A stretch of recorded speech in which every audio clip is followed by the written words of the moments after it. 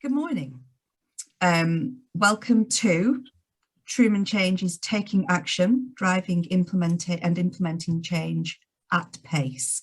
This is a recording of a conversation, and one of the first few things I have to do is a bit of housekeeping. So we do record the sessions, but only the speakers are recorded. So we do have a couple of people that join us live, but only the speakers are visible in the recordings. We will be live tweeting the event, so if anybody who is here wants to join along, it's at Truman Change or at TC Change Chats, and we use the hashtag Change Chats, easy for me to say.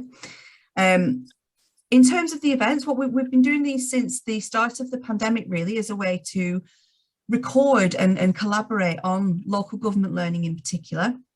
Our last event was around the human side of change, so we looked at the personal, and we looked at, we are people, and it is people that drive action, not processes.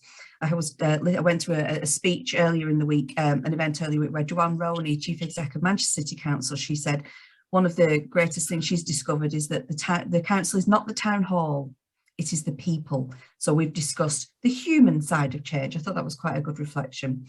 And today we're here to talk about action. So we have three fantastic speakers. We were just reflecting on being 4 Lancastrian women today, by coincidence, but obviously, naturally, great leadership comes from Lancashire. We have with us today Jacqui Sinnott-Lacey. Jacqui is the Chief Operating Officer at West Lancashire Borough Council. Over a 30-year career, mostly in the housing sector. Jacqui now is leading the council through a period of rapid transformation. Jacqui's focus and passion is developing communities and putting customers at the heart of everything. And she has an impeccable track record of delivering transformational change and positive improvement. And Jacqui and I met through the Lancashire Resilience Forum at the peak of the COVID response in local government, and Jacqui's coordination of a lot of action was quite inspiring. So I'm really keen to hear Jacqui's perspectives today. Tracy Manning is the Deputy Chief Exec at Fylde Borough Council. As a governance specialist with an extensive experience in local government, Tracy's held senior positions with Fylde since 2003. So we're looking at really extensive experience here today. During the pandemic, Tracy led the council's humanitarian response, establishing processes and systems to get help to those who needed it. And that's one of the greatest pieces of action that local government have had over the last couple of years. It was an incredible effort, and we're really looking forward to your views on that, Tracy. And we have Chief Inspector Louise Darcy from Lancashire Police. Louise is Head of Initial Investigations and Crime Recording and has held a series of dynamic positions and interesting posts over a 26-year career in the police so far, including CID, which I always thought was coppers in disguise. Turns out it's not, but I think it should be. In CID, and work as a divisional response inspector, and now that's 999 to you and me. So Louise has lived and breathed taking action throughout her career. In her spare time, Louise is extraordinarily active in her local village community, taking action to coordinate enviable local community festivals that really bring villages together. And that's, it's part of the real cultural heart of villages. And I know in Louise's village in particular, the Scarecrow Festival is exceptional. I'll be attending the one that's coming up soon. So welcome all. So we're going to dive straight in. Jacqui, I'd like to come to you first, if that's okay. Jacqui, during the pandemic, local authorities really shifted up a gear, and we went into full emergency planning mode, pivoting sort of on the space of a week to almost wholly new functions, and this required nothing but direct action. Looking back now, what are your reflections on the pace of delivery, and how as a leader did you instill that sense of urgency in your teams? Okay, thanks, Rachel. I mean, I think, first of all, if we think about the pandemic, I think it showed the public sector at its best. We really rose to the challenge, and just really gave us great examples of how we could really move at that pace of change when we really needed to. And I think, most of us work in organisations or have worked in organisations where we have change programs. We know that there's things that we need to do. And thinking about, my position when I first came into this role, it was actually just before the pandemic. Mm-hmm. So, we had a change program as long as your arm, all the great stuff that we were going to do, huge plans.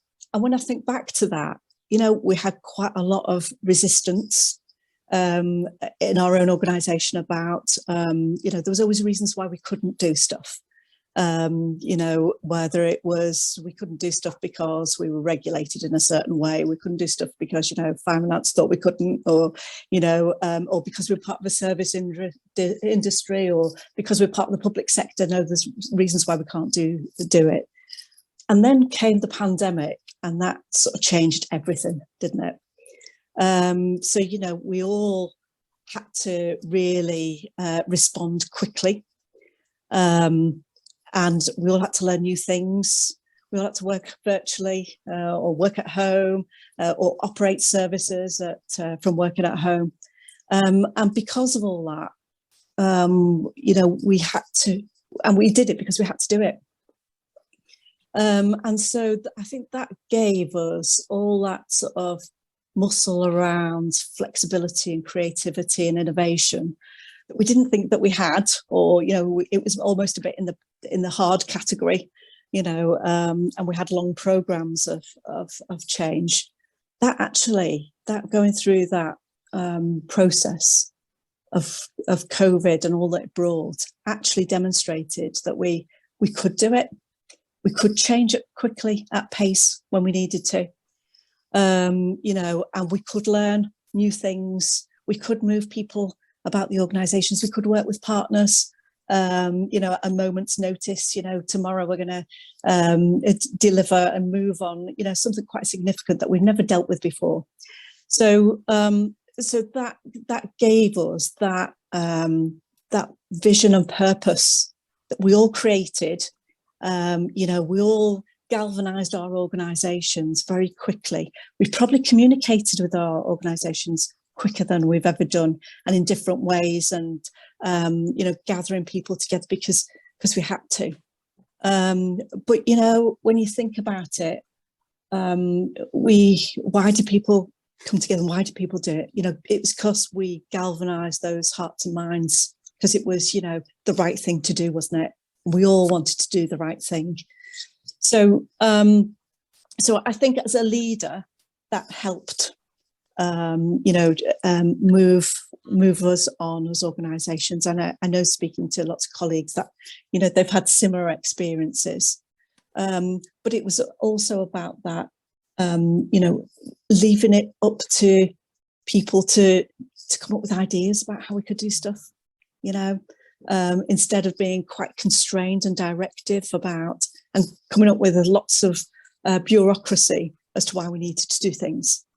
So I think, while it was a very challenging and, often heartbreaking time, it actually has been a huge galvanizer and created lots of teamwork that probably we wouldn't have had across our organisations, and that I think the trick is not to lose that now.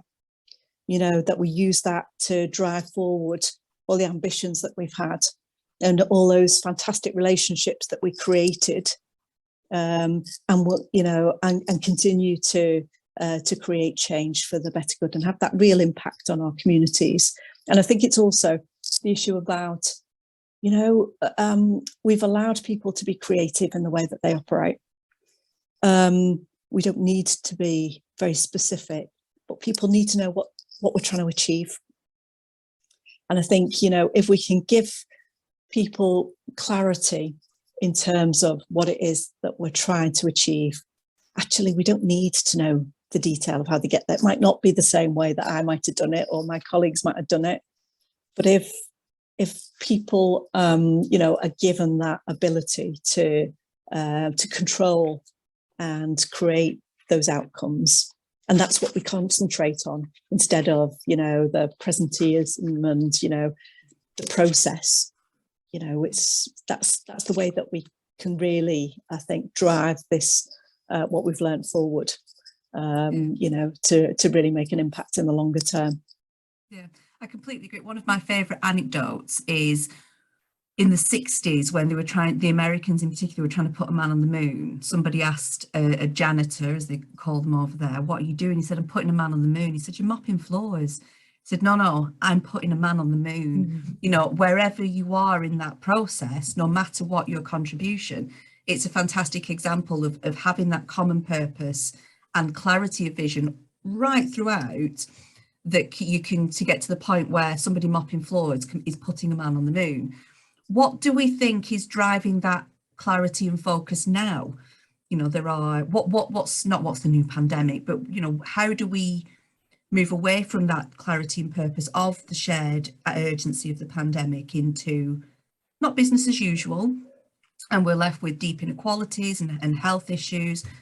How do we now, as local leaders, what are we galvanizing behind now, I think is my question. I think Jacqui. I think a lot of it is about rebuilding. Right. After the pandemic. You know, there's so many organisations, so many communities that have been deeply hit.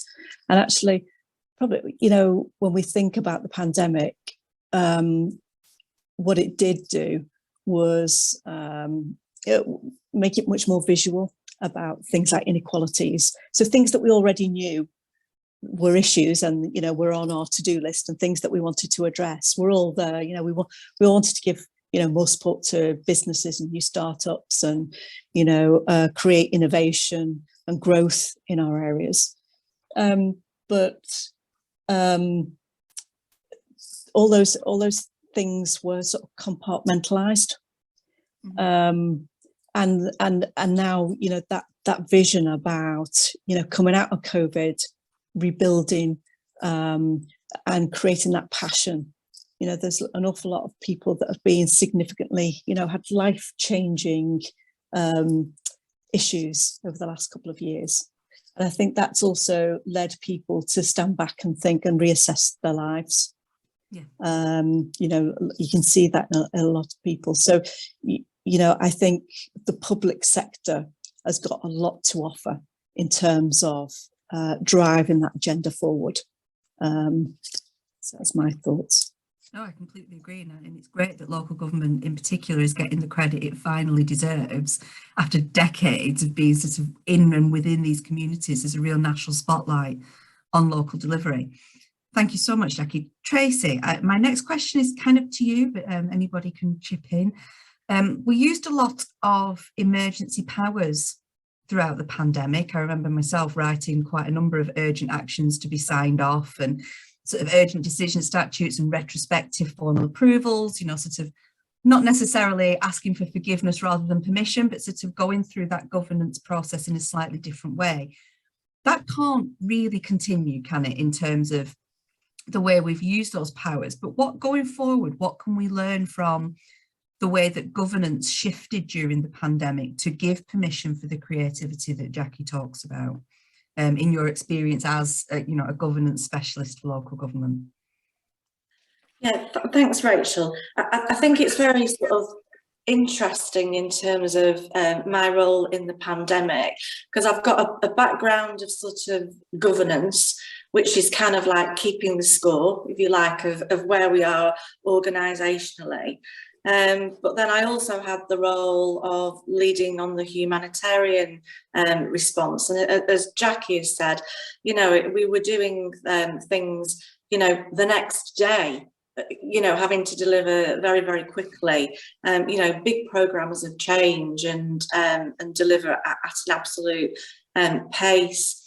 And in local government, you know, we've kind of like been steeped in whenever there's been change, it's kind of like, and the decision making around it, it's kind of felt a little bit constrained and slow.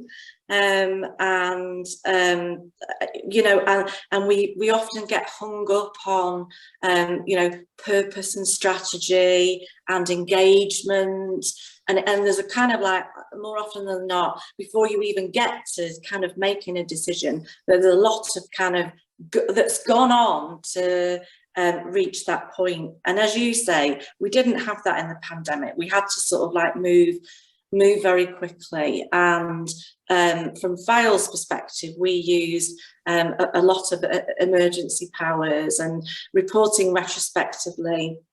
And I think that, you know, for me, you know, it's around communicating and evaluating as well. So, you know, once you've had to move at pace, using emergency decision-making powers, but keeping key stakeholders involved as well. So that's around politicians in local government, because quite rightly, you know, they have a pivotal role, usually in some of the things that I've described around shaping policy and direction, and, you know, analysing the consultation and the stakeholder feedback, you know, in reaching that decision. And clearly, it was kind of like the officer corps that was galvanised in the pandemic to act very quickly. So it was around keeping the score in some sort of way by using emergency powers, keeping key individuals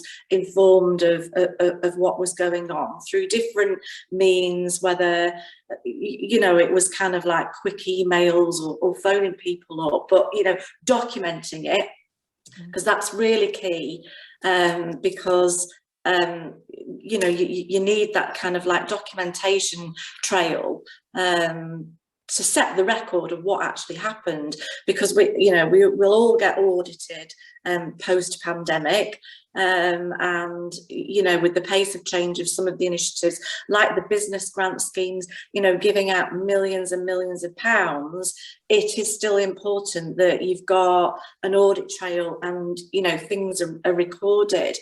I think how we can learn from it going forward is that, you know, local government to some point, you know, will slip back into some of that, taking a longer time, rightly, over, you know, bigger decisions, setting strategy, consulting with stakeholders, but you can still use all those, you know, making decisions quickly to move forward on things, because colleagues have mentioned a couple of things this morning. You know, local government is still being given initiatives to implement at a pace, you know, because although the pandemic is kind of it's not in the front of our minds anymore, although that's not there anymore, we're still being given, because we've proven to government, I guess, that we are competent deliverers of change at pace. We're being given other things to deliver now all the time to support vulnerable people. You know, the household support fund. You know, we're being given huge chunks of cash to spend at pace. We're being asked to give out energy, you know, rebates through council tax systems, and these all require a great deal of pace. So we can use some of those emergency sort of decision-making abilities that we developed very successfully in the pandemic to deliver those things at a pace.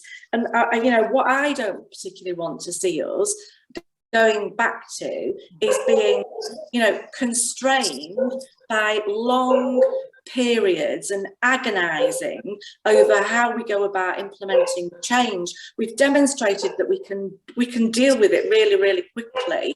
So, you know, let's use some of those tools and some of those abilities that we had to make sure that we can continue to deliver quickly going forward. So those are a couple of things that I'd really pick up on. And it's about, as well, as I think Jacqui said as well, in terms of, you know, future, developing future leaders as well, you know, giving people the ability to come up with innovative ways of dealing with the household support fund and getting help out there quickly, or whatever it is.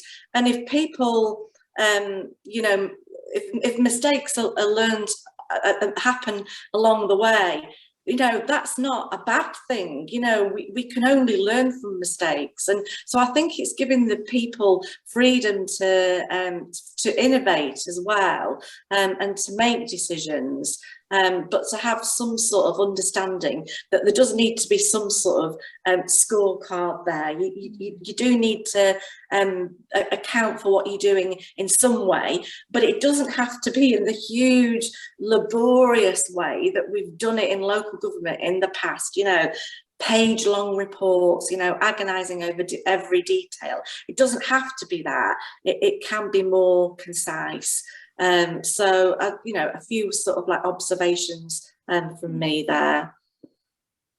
Thank you. Jacqui, do you have? Yeah, could I just come in there? I think Tracy makes some really, really good points there. And I think this thing about, you know, it's getting that balance between good governance going forward, but also not going back to how we were, because, you know, I suppose one of the things that we need to think about is, well, do the raft of rules that we have in place, do they give us freedoms or do they give us constraints? And if they give us constraints, what's the reasoning behind that?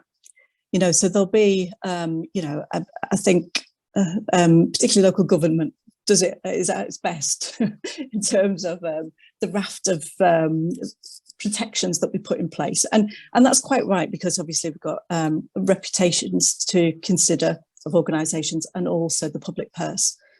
But also, I think, you know, over years and years and years, there's layers of barriers, I would say, that we've put in place. And each one of them will have been for a really good reason at the time, but we layer them and layer them and layer them and layer them.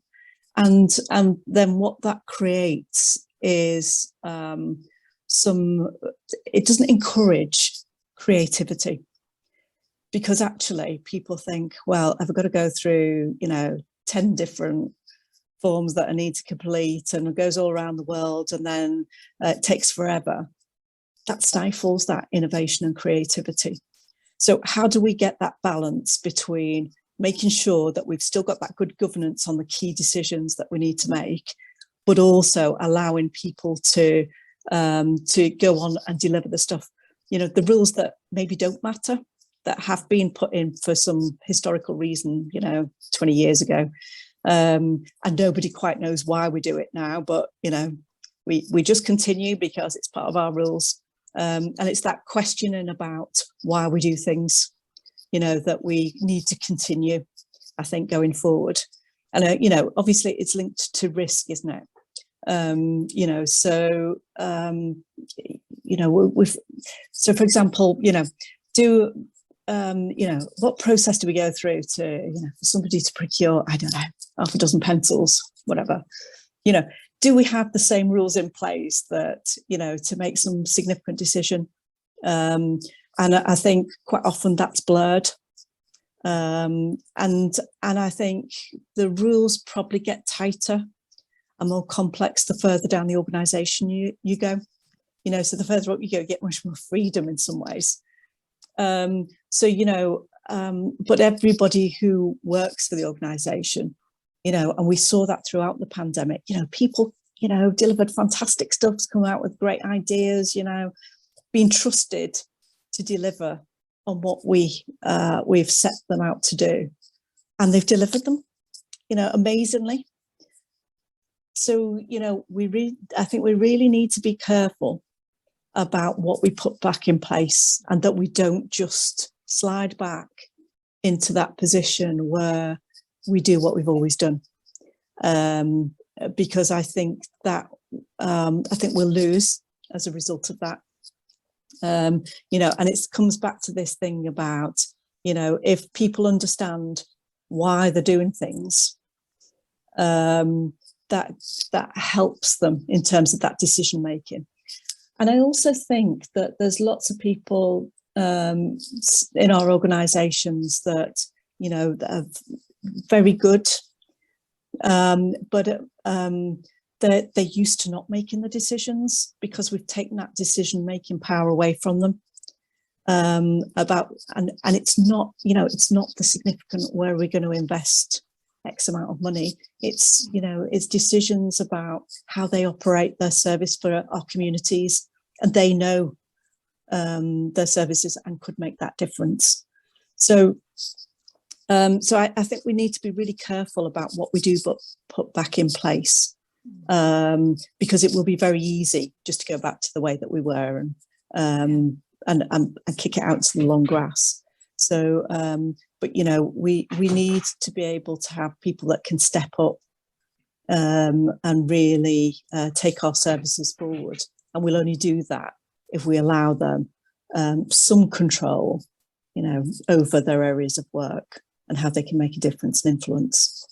Yeah, the talent pipeline is a whole other conversation, isn't it? Yeah. In terms of getting those people up. Tracy?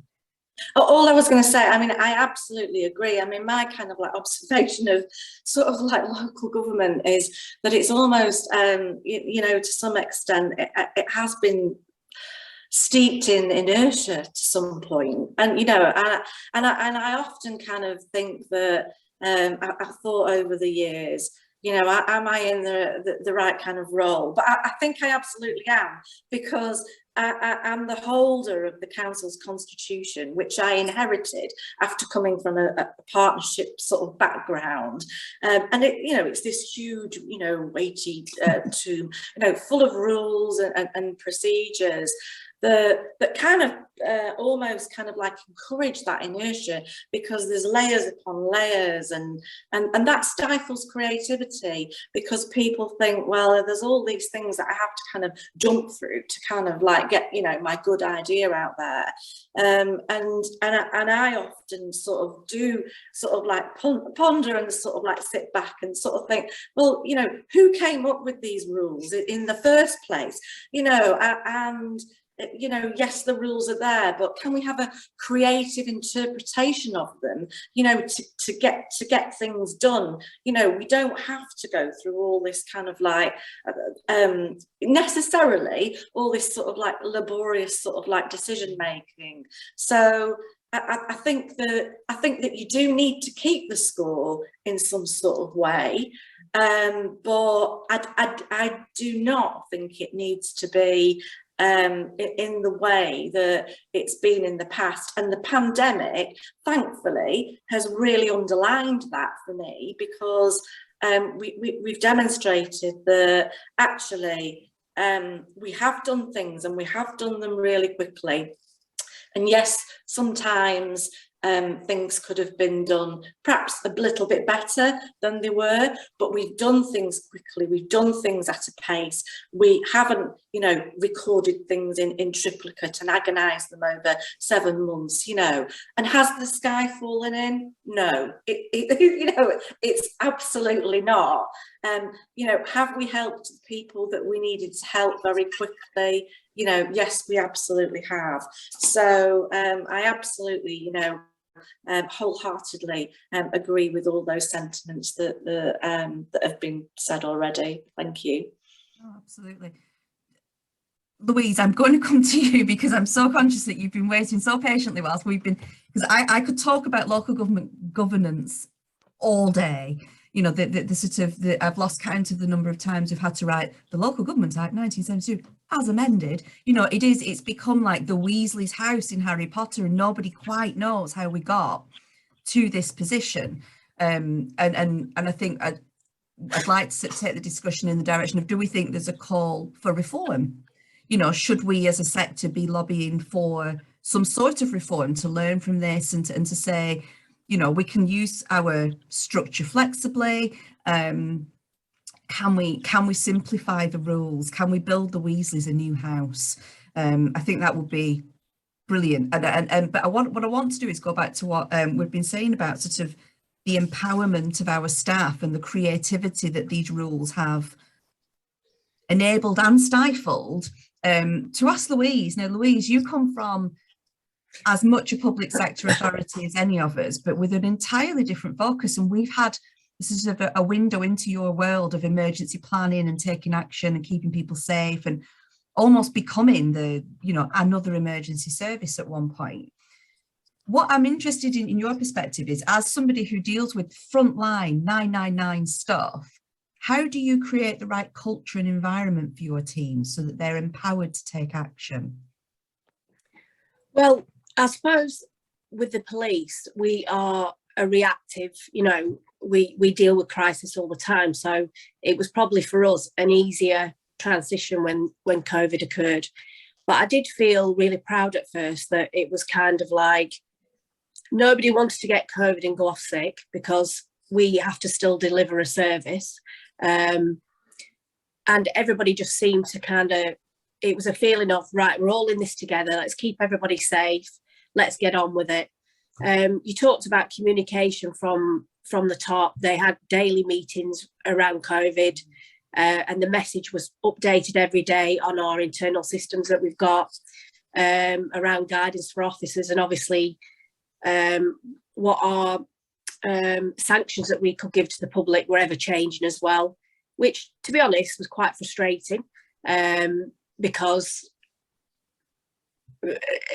it was all right for a few weeks. On nights there wasn't a soul on the street. It was amazing because everybody stayed in, and then it just, to be honest, on the whole, I would say 80%, 85% of society, stuck to the rules and, didn't go in each other's houses, whatever the rules were at the time. But then there's always obviously a small minority that don't, and that took up a lot of our time. As a leader, I just remembered actually while you were talking that I won an award during the COVID period for a COVID superhero, which I didn't.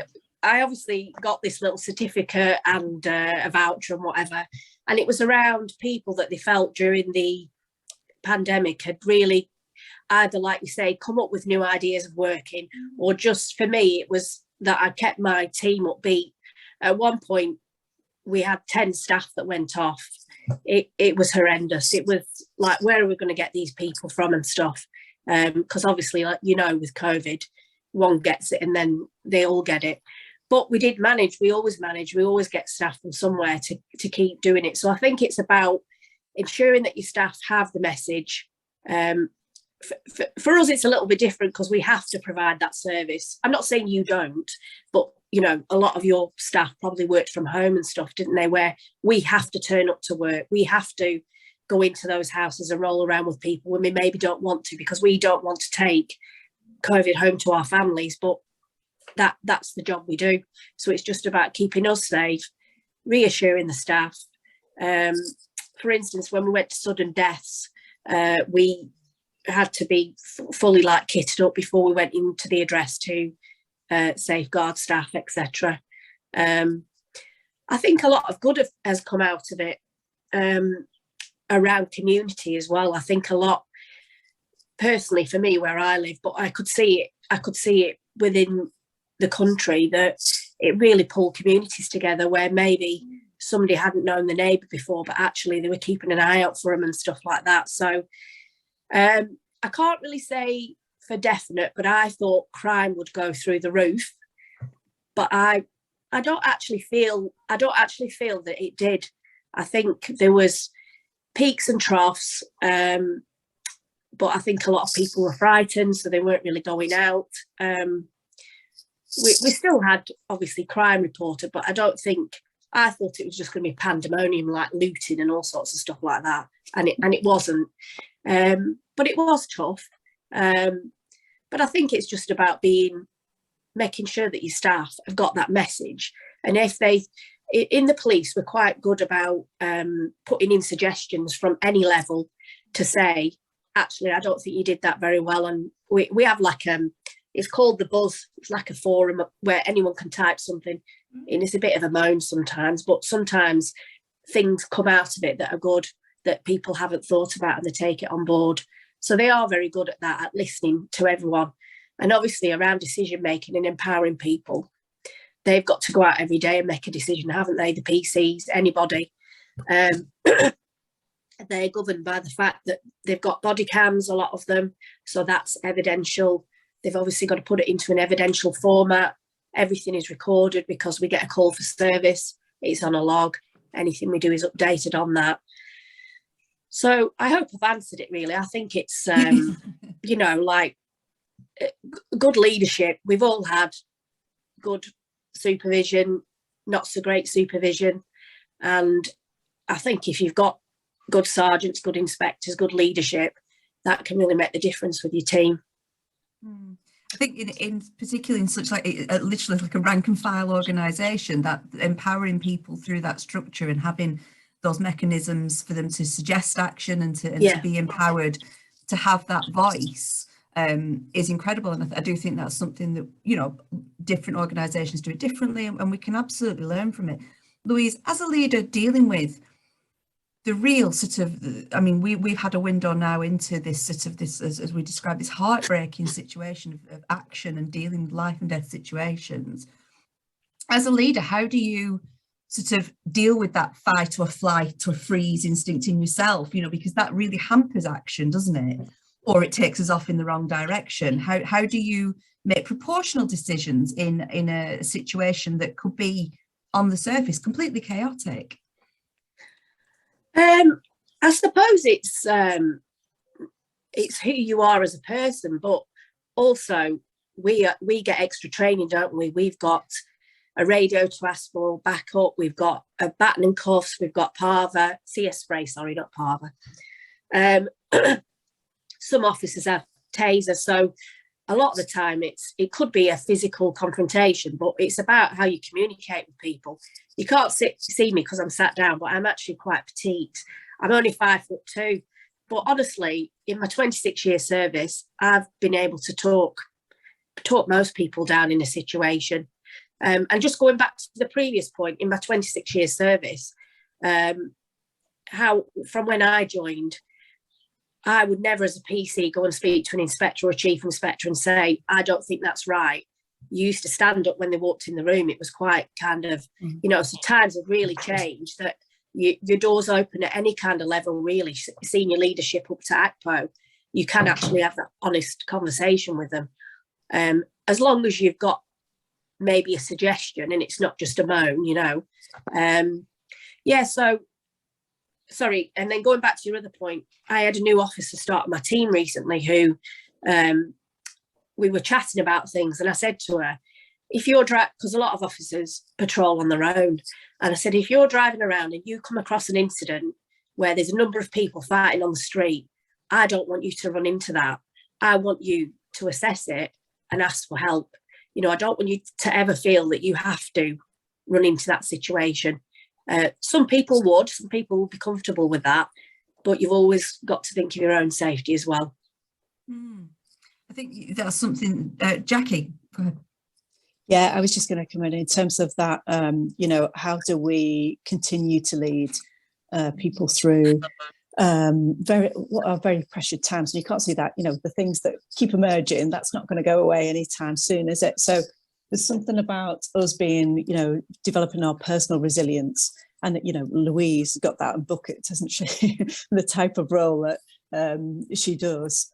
But I think, as you know, and that's when it really does become important in terms of openness and honesty with your teams, in your organisation.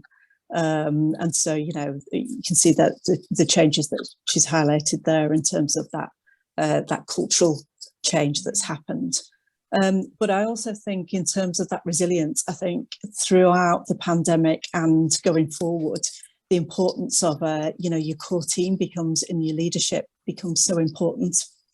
You know, if you're going to be, and you need to be able to support each other. Yeah. We have a lot of well-being as well. That's become really prevalent in the last, I'd say 5 or 6 years. We've got more counsellors internally, you know, so there's a lot more mechanisms for us for debriefing, or if we think somebody's struggling, we've got a lot more support than we used to have as well. That's really good. Yeah, thank you.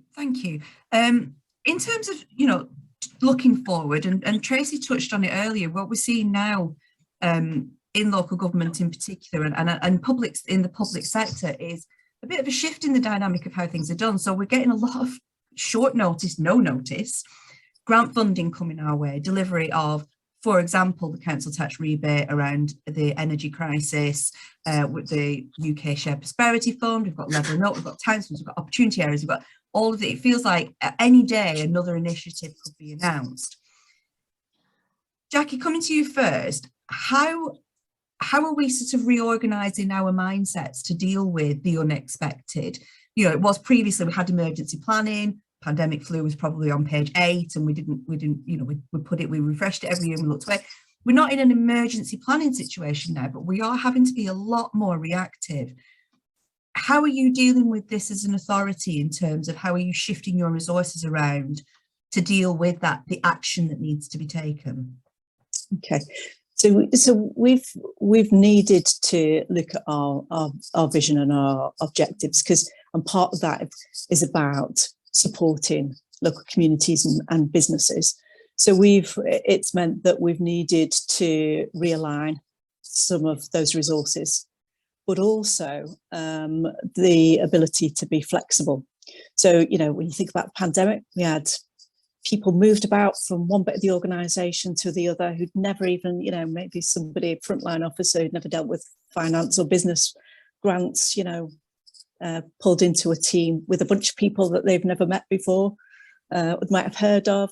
And so we've tried to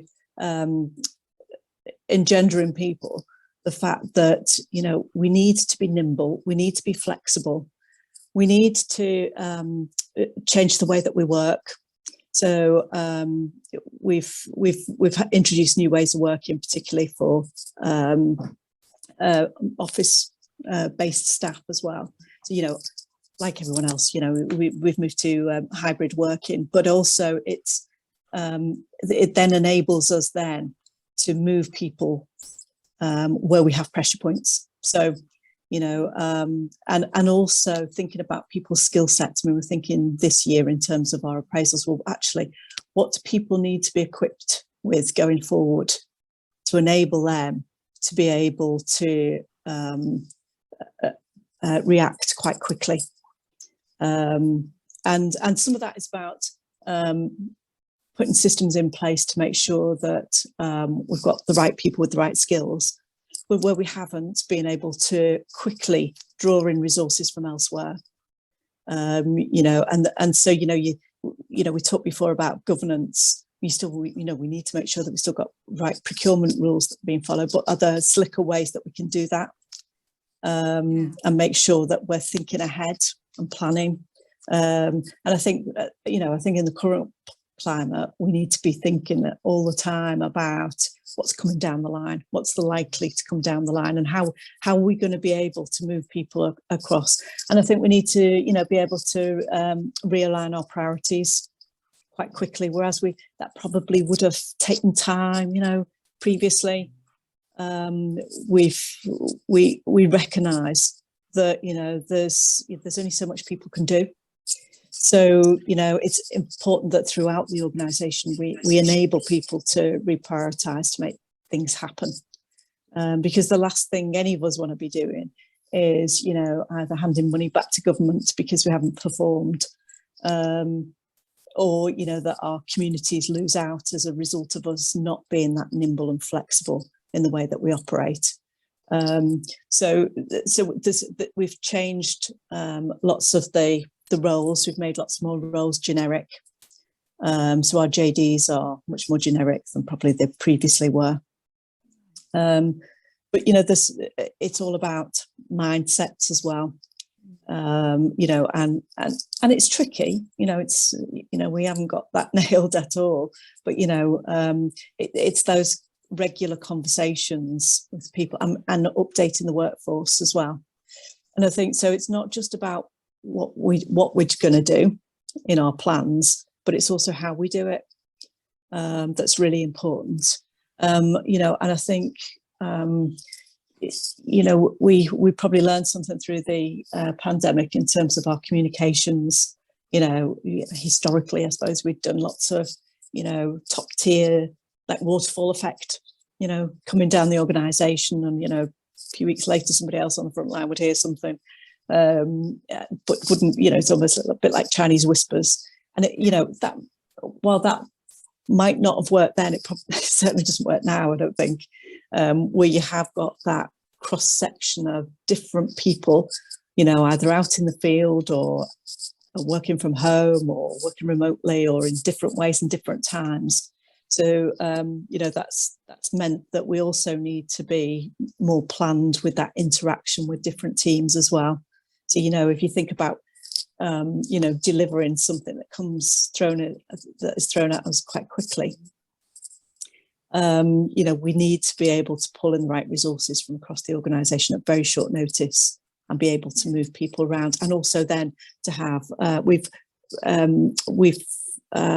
increased our sort of business support that's across the organisation that'll help lots of the day-to-day process type stuff, which will enable then the people with the specialist skills to be able to be moved about the organisation as and when stuff comes through. So, so we have changed that. We're not there yet. There's more that we need to do. But I think, you know, lots of the stuff that we used to, you know, you used to be able to, you get by osmosis, I suppose, in terms of comms in the office. You know, that's, you can't, that certainly doesn't work now, does it? So, you know, we really need to get people to understand why. It comes back to this clarity thing again, doesn't it? We need to understand that if something's come down the road and, you know, the deadline's August this year, and we've got to put a raft of programs in, so, you know, prosperity fund, for example, you know, yeah, we need to demonstrate. We've long argued for the fact that we don't want to be bidding for money. It's a waste of resources. So please, you know, just allocate it. And now they've done that. Have listened and have done that. And so we've got to deliver on it. But it's making sure that people across the organisation understand why we're doing it, so that if somebody's been pulled across from their team and, you know, where they're feeling pretty stretched, they understand why that's happened. And, you know, it's for the greater good of the organisation, because that will bring in additional resources for us that will enable them to do lots of different things that, you know, they weren't previously able to do. So, so I think there's still challenges there. But, you know, it's great actually that we're given the opportunity to be seen as a deliverer, you know, and that we can, when we say that we're going to do things, that we do it and we deliver, and that then creates more trust in terms of that relationship between local government and national government. You know, if they know that we can deliver on what we've said we're going to. Mm-hmm. Yeah, absolutely. I'd echo some of that stuff. My observation is, from the perspective of the organisation I work for, is that there's a lot more of the organisation feeling like it's working in concert. So whether that's moving, you know, people around different teams, you know, I mean, I view us just as one, you know, fluid team, you know, rather than, you know, hundreds of individual teams. And I think that message is really beginning to get out there, and as well about, you know, being fluid in budget management as well, and moving budgets around where it's needed to support certain initiatives. And the other thing as well that I think that we've really benefited from is where we've had vacancies as well. Some of the staff that we've begun to recruit are some of the volunteers that we've been working with during the pandemic. So, you know, some of those community volunteers, and they bring something very fresh and different to local government. And so that's been a brilliant opportunity of bringing sort of that layer of different thinking in. And the other shift that we've been doing for some time, but it's beginning to take more of a pace now, is around you know, recruitment and skills being based around behaviours, really, rather than being experts in particular fields. You know, yes, you need some expertise, but we see it much more important for our staff and people that we're recruiting to be modelling the types of behaviours that we're looking for, rather than being, you know, a brilliant theoretical practitioner. You know, we're looking for a real blend of those people management, communication, leadership, innovation, you know, those types of skills really. So yeah, really echo a lot of what Jacqui said. I can, sorry, Jacqui, go ahead. Yeah, I was just going to say, you know, I mean, that's, we've done the same in terms of that behaviour framework. You know, you recruit people for attitude, and that really makes the difference, I think, in terms of people's responses to being flexible and changing. But the other thing that I would just add as well is that I think, you know, as lots of new things emerge and that we need to deliver, I think it's important to think back as well about other things that we just need to stop doing that add no value. You know, and when you think back over the last year or two, there's actually quite a lot of stuff that we stopped doing. And now if we start doing it again, I think we need to just make sure that we're stopping on our tracks and saying, well, actually, what value is it going to add? If it is, fantastic, let's crack ahead. If not, why not just stop it? Because actually that resource can be used elsewhere in the organisation to make sure that we can deliver on some of this new stuff that's all coming down the line. So I think, you know, it's important, and I think it's an important message to staff as well in our organisations that that's okay to stop doing the stuff that's non-value. It is, and local government is a peculiar beast. I think if you were to put together a business model, nobody in their right mind would fund the range of services under one umbrella. It makes no sense, and it falls naturally into silos, doesn't it? So, and you do specialise quite naturally.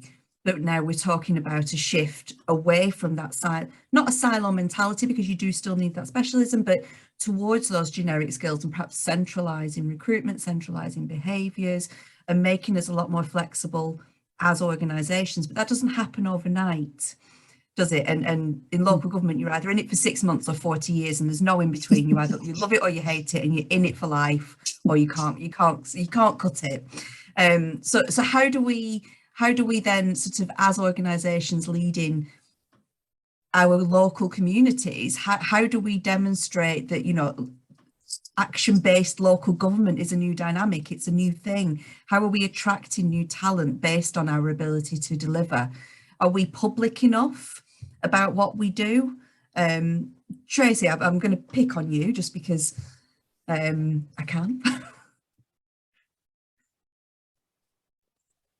I mean, we have a philosophy now about being, you know, very much out there in the community, and you know, my boss, the chief executive, you know, he's very much hands-on, out in the community, you know, out on the beach at the weekend, joining, you know, litter picking groups. So we've got that kind of like real visibility now with communities.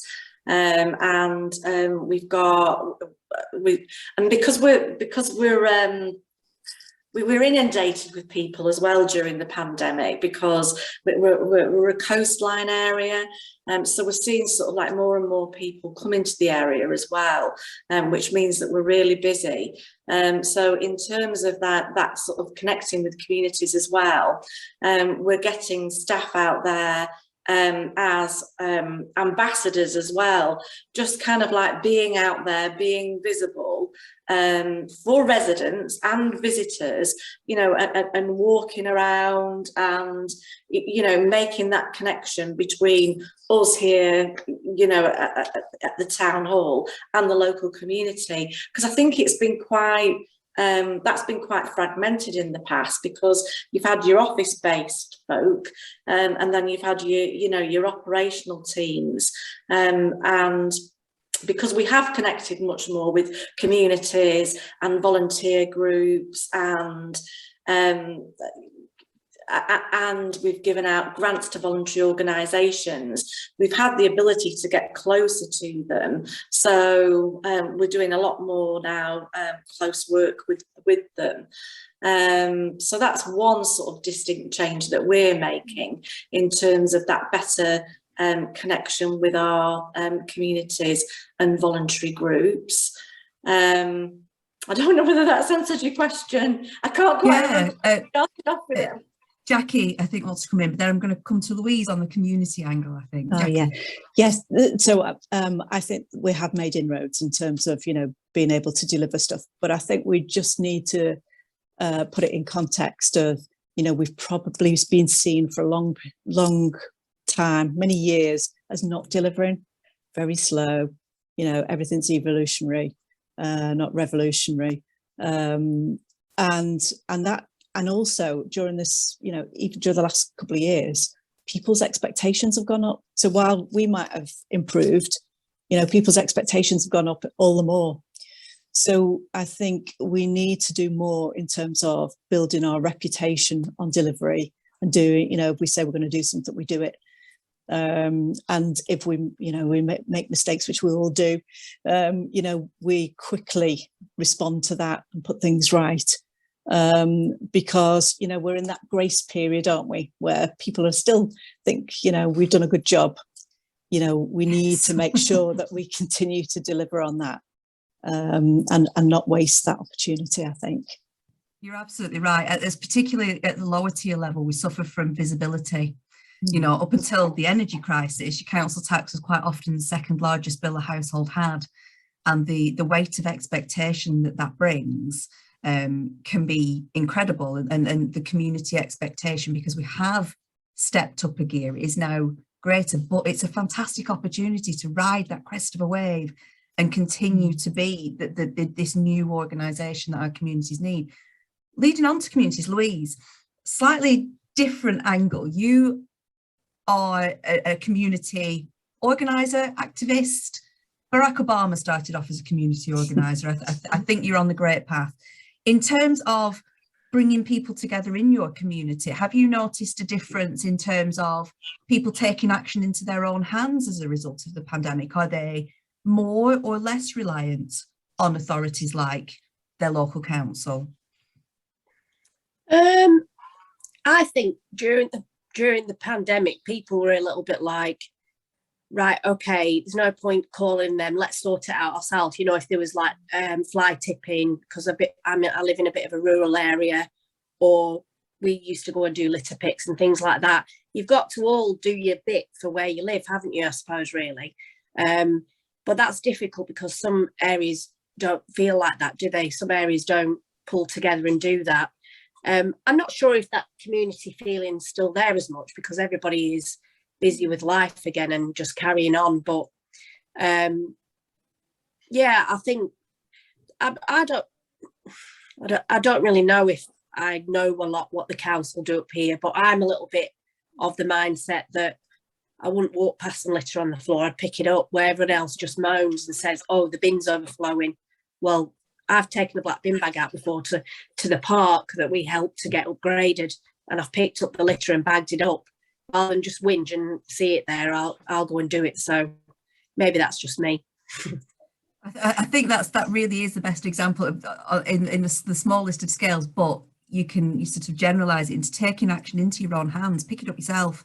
But not everybody has the ability to do that, or sort of the mindset, like you say. And in terms of communities coming together, what do you think as a community organiser we can do as local authorities to keep that culture of community activity going?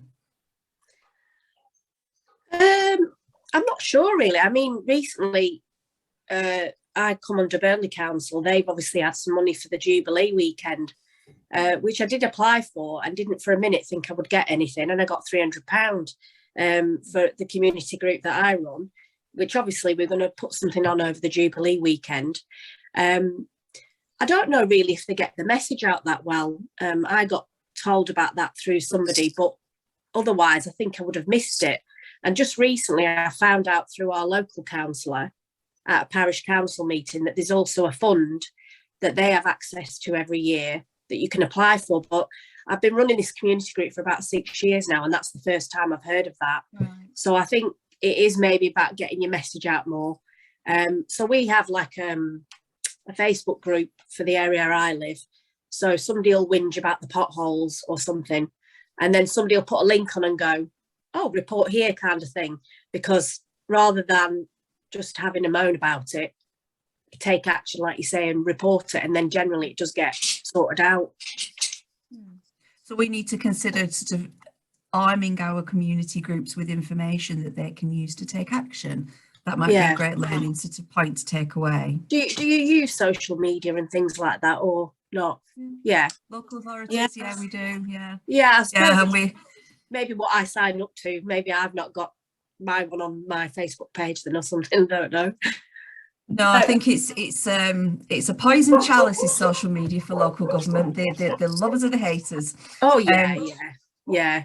So, I mean, in terms then of things like, you know, they've had access to funding for a long time, turning towards business as usual. You know, we have statutory obligations, we have housing, benefits, revenues to collect. There are a lot of services in terms of business. It's community safety where we liaise with the police. How are we balancing business as usual with this pace of action and the grant funding and the very short notice delivery that we're getting at the moment? You know, we want a dynamic team, we want flexible staff, but we can't neglect the business as usual because those are the longer standing issues that we're treating. Tracy, I'll come to you first in terms of how are you balancing at Fylde business as usual versus pace? I think for pace, when there's something that needs that kind of like extra energy and time sort of like thrown into it, it really is, as I've articulated before, it's that kind of like the organisation working in concert really, you know, to sort of top slice some individuals from, you know, various different teams, and, you know, maybe not full time, maybe helping out a little bit of the time, and really sort of like shifting resources around. So obviously, you know, it's not to lose anything that we're doing as business as usual, but it's also building on, you know, if one thing in the pandemic, you know, we saw volunteers a lot to come forward from staff, because it was a very difficult period of time, because people were grappling with their own emotions, their own fears, their own concerns, and you know, and not you know, as Louise has articulated, you know, Louise was out there in the thick of things, you know, dealing with people. We were asking for volunteers perhaps to come in from home where they felt safe and to get the sleeves rolled up and get stuck in. But, you know, it did give you a real idea of, you know, people's propensity to want a different challenge, get involved in different ways, you know, introduce you to members of staff who stepped up that maybe you didn't know that much about before. So because you kind of like feel a lot more connected, and you know the individuals who really you know, wanted to kind of like get stuck in and do things differently and get involved in different things, when these new things are thrown our way, it's perhaps easy as well to identify people from different teams who you can sort of play in to assist really. You know, and that's not to lose anything from other members of staff who you know, are now perhaps coming back to the office, and, you know, there's still an opportunity for everybody to get involved, but it is that kind of like top slicing sort of people from teams, and, you know, maybe not moving somebody full time onto something, but, you know, can they give an hour or two here, you know, and then once you multiply that up, you know, before you know where you are, that's a full-time resource equivalent you've got to kind of dedicate to something, you know, and the way that we use technology as well. really helps as well. You know, people communicating in different ways, people communicating, you know, through the medium of Teams and you know, virtual sort of communications and virtual teams that don't necessarily have to sort of like come together in a physical space together, can sort of like work remotely. So that's how we're doing it, because clearly, you know, we have had some extra cash during the pandemic, and some of it has carried on into this year, but that's not going to be around forever. So it is around using your resources creatively, I think.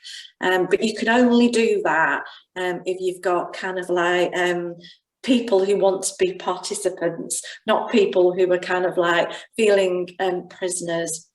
And quite rightly, some people did feel like that during the pandemic, some members of staff, you know, and I absolutely get that. It was horrendous time for people. But yeah, a few sort of observations there from me. Do you think Jacqui?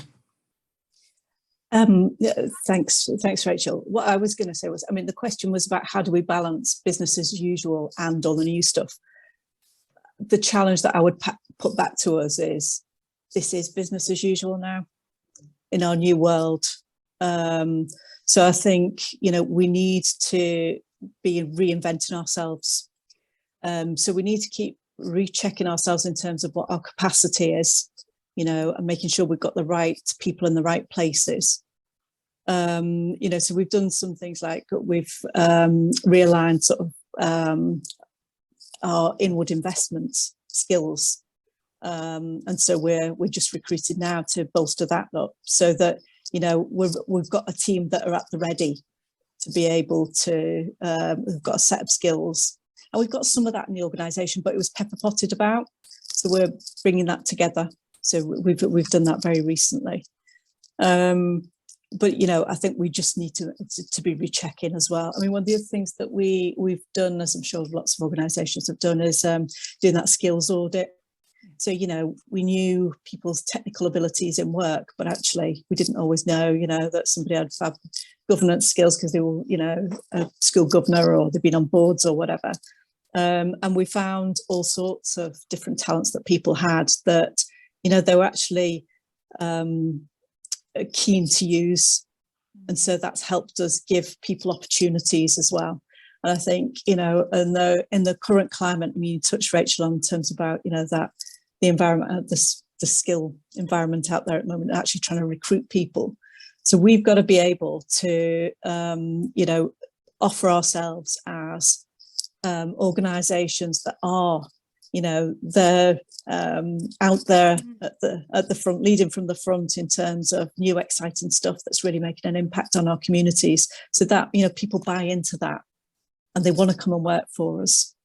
But you know, I do think that thing about the capacity, I just think we need to recheck, because, you know, there's no doubt people have absolutely pulled themselves out hugely over the last couple of years. There's lots of tired people, you know, so it's easy just to throw more work at those that always stand up and are good, you know, always put the hand up. But, you know, you can do that for short periods of time. You need to look at the organisation as a whole and say, right, if this is going to happen in the sort of medium to longer term, we need to make sure that we've got the ability to respond to those offers that are coming up down the line. So, you know, I just see it as a new world as opposed to the old world with new bits on. You know, this is how it's going to be, hopefully for now on, that, you know, we will be a trusted partner. So therefore those opportunities will be offered to us, and we need to, you know, grab them with both hands. You're absolutely right, and you very skillfully avoided saying the new normal. So we thank you for that. It's something that I think we can learn from the police as well, because the police as a broader organisation, there's a lot of flexibility in role. I mean, Louise, I know you've held a number of different dynamic positions, and every time we catch up, you've got a new role. it's an incredibly fast and dynamic organisation. How do you think that impacts you? You know, does that stop teams from doing that sort of forming, norming, storming and performing, or does it bring fresh new skills all the time? What are the pros and cons of that we can learn from in local government? There are pros and cons. We do find that our chief officers move around quite regularly, and then obviously they come in with new ideas. Maybe it's something we've done before that they do again. We find, I don't know if in local government you do things that you say, did we not do this 10 years ago? And actually we're doing it again. It's probably the same with all public sector areas, really, isn't it? That can be a bit unsettling sometimes, but I think we're kind of used to that now. Because we're obviously ever evolving. We've had a massive cut in staff a few years ago. Well, they've had to cut budgets, didn't they? So, sorry, I've got a window cleaner outside, so I'm just going to close my window a little bit. I can hear him with his ladders, and I'm trying to like. We've had to cut. Staff have left, and they're not been replaced, and only now are we trying to get this surge of extra officers in, which in itself brings a lot of can bring issues because they're quite inexperienced. The teams on immediate response, they're the ones that probably change quite a lot. But I think because of the nature of work you're doing, you're relying on each other. So those bonds form quite quickly. With regards to more specialist departments, again, they're all there for a common goal, aren't they? So they get on. I can't remember what your question was now, sorry, because no, the guys... That's quite all right, you've answered it. Yeah, you've absolutely answered it, Louise. I think you're right that, you know, because of the clarity of purpose that the police have, and it is a very clear purpose, you know, those teams do form very quickly, and they're in situations whereby that trust needs to build very quickly. Yeah. You know, and I do think it's something that we saw during the pandemic. If I look back on the Hindburn hub and the Hindburn response, it was a collaborative of people that had never met, you know, in real life, and that trust and that ability to sort of collaborate together at pace was formed extremely quickly. And you get new ideas and you get fresh ideas, but you lose a lot of experience as well with that dynamism. And I think it's something that, you know, going forward into what Jacqui doesn't call the new normal, wonderfully, we do need to learn from that, you know, because this fluidity of teams, perhaps we need to harness skills and not lose skills at the same time, but still maintain that sort of fluidity. Now, in a slight twist, we have a question from the audience. Paul Black has his hand up. Now, Paul is an emergency planner. He's an emergency health and safety officer, and he deals with hardcore community emergencies. Paul, do you have a question? Not much of a question. I think it's the way we need to look at our business continuity plans and how we use our business continuity plans going forward. Historically, the business continuity plans are there for when it's all going horribly wrong. How can we then ensure we got resilience in our teams and our services, and we look at like critical services and essential services, and then move resources around in order to try and ensure those services are maintained. But I think we need to just maybe use those as a business tool going forward, rather than just they're there for when things are going horribly wrong. Because there's a lot of learning from that. And it's also getting that culture as well around what the business continuity plans are for. I mean, prior to COVID, I again spoke with yourself. We're going around to various services to discuss their own individual business continuity plans, and managers are quite protective about their own services, and their service is the most important service within the local authority. And it's about having that culture about saying, well, actually, no, it's not. You know what I mean? For myself, regarding health and safety and emergency planning, I said to him, in an emergency, do we need a health and safety? I very much doubt it. I said, I'm probably better off used on the back of a bin wagon, collecting waste, than actually, you know, doing an investigation or doing an audit or an inspection and that type of thing. And I had that response also from other service managers say, well, we need to have our service, we need to have all these people in. I went, no, you don't. You can do it out your department for 6 months easily. So you're not that important, but you are important to back other people up in those areas. So you've got skills, and it's about identifying those skills within organisations so that people can be a lot more flexible and move around and being realistic about that. I think we had that culture quite early on, before the pandemic, and it really helped be realistic about it all. So I think business continuity plans, I think, should be used as a business tool because it gives you that flexibility. It gives you that critical look at your own services and how the organisations run. So not much a question.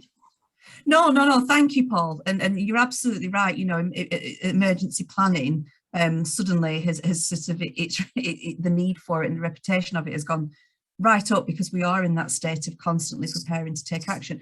As we come into sort of the last 10 minutes of the chat now, I was going to ask sort of what advice we have for future leaders. What can we learn from the pace of action that we've taken during the pandemic and going forward into this new sort of much more faster paced local government paradigm? What can we do and what advice would we give to people? We've been there and done that now, and we want future leaders to come up, and we want that, you know, we've been through the pandemic and led, not the next pandemic, not talking about, you know, but this new local government sphere. What advice are we giving now to people coming up through the ranks in order to keep that pace of action? Jacqui, you're not on mute, so I was going to come to you first, if that's okay. Okay, what advice would I give? There's something about you need to be prepared to be resilient, and so think about your skill sets that you need. So, you know, it might not be the traditional skill sets that you would have expected. So, you know, so it's not specialisms, it's about leadership and driving people and forward at pace and bringing people with you. I think that's the important thing. So people skills are really, really important. So refine those as much as you can. The other thing that I would probably say is that, you know, you can't do it all on your own. So seize those partners, you know, make sure that you build partnerships with other organisations and align your visions and your values so that, you know, we can actually together make more of an impact and be more productive in what we do. But and I would also say enjoy it. It's a fantastic experience, and you've got a real opportunity to make a difference to people's lives. Absolutely, and I think if we'd had a lot more time, I would love to have talked about sort of the action around partnerships and you know, because it wasn't just local government, it wasn't, you know, no council acted on their own. These were community-based conglomerates that came together with police, fire, the army inspected us at one point. You know, it really was a real sort of mashup of public services working together seamlessly in many, and plus the third sector, plus the charity sector. You know, they really stepped up, and these community organisations are now the future of a lot of what local governments are trying to deliver through the CVS or VCS, people call it different things. You know, and that pace of action and that civic leadership is something where local authorities can step in and drive that pace of action. But you're absolutely right. You know, it's a bit of fun, isn't it, as well? It can be enjoyable. Pace and adrenaline and the speed of everything, and seeing those visible results in the short term rather than in a decade's time with some of our, you know, previous interventions has been a really refreshing pace, change of pace. Tracy, what advice would you give based on anything that we've discussed for people, you know, to keep that pace of action going? If I was giving advice, I'd say form your own opinions. You know, own sort of making decisions for yourself. Learn from mistakes as well. Mistakes are not, you know, necessarily bad things, that we can learn from mistakes. And I think this is a really interesting and exciting time for local government. It feels like it has a real buzz around it, and yeah, so enjoy it. I think Jacqui said that, enjoy it. And I think you, Rachel, said this as well. And I absolutely think this, have fun, celebrate success, and when I say, have fun, see the lighter side where you can, enjoy it along the way. Local government doesn't have to be, we don't always have to be serious and kind of like bogged down in the quagmire. We can make it lighter. So those are some of the things that I would say. And I would also say as well that, and I think Jacqui said this, communication is really key. And I think praise in particular is absolutely key as well. Acknowledge people, give praise, give thanks. That's really, really important for people to feel sort of like valued and know that you value them, and that they're doing a good job. So those are some little snippets of advice. If I was giving advice to my younger self, those are the type of things that I would be telling myself. Don't take life so seriously. Yeah. I completely agree with praise. Anybody who knows me well knows that, you give me a shiny gold sticker to put on my top, and I'm absolutely over the moon. A certificate. Oh my word! Honestly, I'd be yours. The praise element, it goes so far for that recognition, because as when we band together, as much as it's great. You've got that common sense of purpose, recognizing it as an individual, the personal toll that this kind of activity takes, with thanks and recognition, it goes so far. Louise is she's a superhero for COVID. She got an award. Yourself, Louise, how did you feel about getting that award in terms of your praise for taking action? I was really pleased because no one had said they'd put me forward, and in the comments they'd put something like, if Carling did an inspector, Louise Darcy would be it, or something. And I was like, and that was through, just being upbeat and actually patrolling out there with them when staffing was low and stuff like that. But I would say, from a police point of view, what's good that's come out of the COVID pandemic is that we don't all travel 45 minutes to sit in a foisty room and have a meeting. We do it on Teams a lot now. There is some consideration for agile working for people that whose role they can do that. Not everybody got sent home with a computer, but there are still some people that do that. And I think it's look after each other, look out for each other. Like you say, some people are resilient and it doesn't affect them, but it affects people in different ways, doesn't it? And it's just look after each other, look after your colleagues, look out for them if they're struggling. And I quite like the British philosophy, though, that we just get on with it, don't we? We just all like pull together, right, come on, let's get on with it. And that's what it felt like, I think. And that's how it should be. Gold stars along the way. The last few minutes then of our change chat, and any final reflections then on the future for local government and action and the pace of change. Tracy, is there anything, looking forward over the next 12 months, because that's all we can do at the moment, with short-term funding, and we don't know what's coming down the pipeline. Any last reflections or any last pieces of advice for looking forward for local government as a whole? I think just really the change is a constant, and I think that advice about resilience is absolutely true. Understanding that you are going to have resilience because change is a constant. I think as much as things happened during the pandemic where you know, we had to deliver something and we had to deliver it, you know, now, this afternoon, tomorrow. That's not actually changed. That's not, you know, perhaps there isn't that absolute urgency to it, but you know, we still are having to deliver things at a pace. So I suppose you know, it is having that resilience, that sense of purpose, that, you know, wanting to be part of it as well.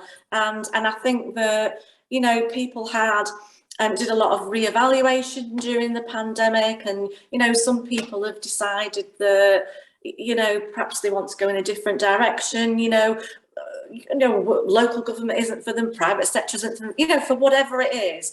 So, you know, hopefully the core of people that we've got here now that have come out of the other side of it, who are still here smiling every day, you know, just sort of like knuckle down, you know, and yes, it is different. Yes, things are changing all the time.